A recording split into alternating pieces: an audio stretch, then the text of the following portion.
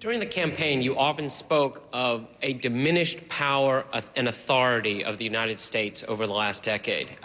This is your first time in an international summit like this, and I'm wondering what evidence you saw of what you spoke of during the campaign. And specifically, is the declaration of the end of the Washington Consensus evidence of the diminished authority that you feared was out there?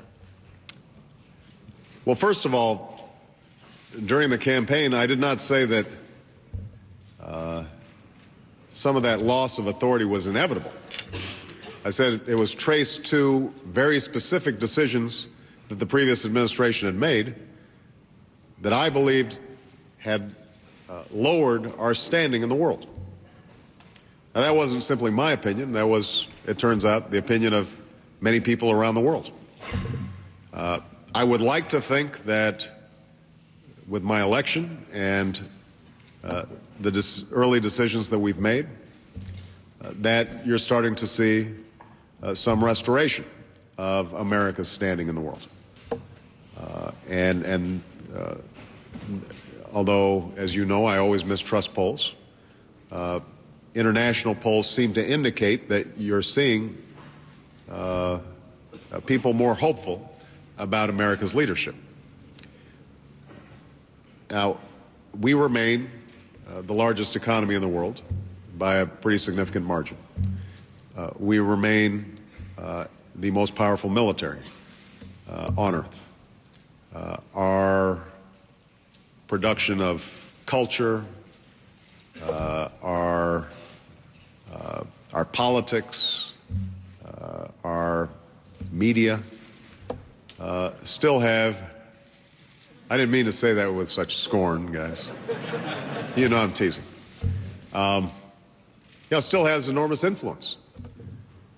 And so I do not buy into the notion that that America can't lead in the world.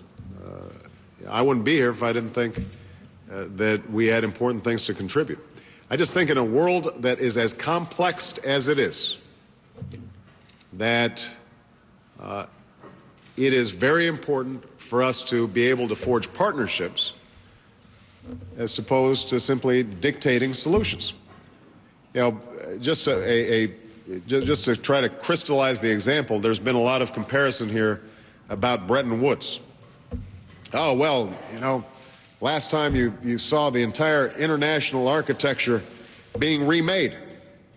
Well, if it's just Roosevelt and Churchill sitting in a room with a brandy, that's an easier negotiation.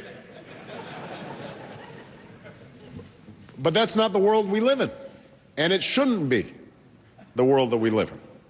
And so, that's not a loss for America. It's an appreciation that, Europe is now rebuilt and a powerhouse. Japan is rebuilt, is a powerhouse. China, India, these are all countries on the move. And that's good. That means there are millions of people, billions of people, who are working their way out of poverty. And over time, that potentially makes this a much more peaceful world. And that's the kind of leadership we need to show, one that helps guide that process of orderly integration without taking our eyes off the fact that it's only as good as the benefits of individual families, individual children. Is it giving them more opportunity? Is it giving them a better life?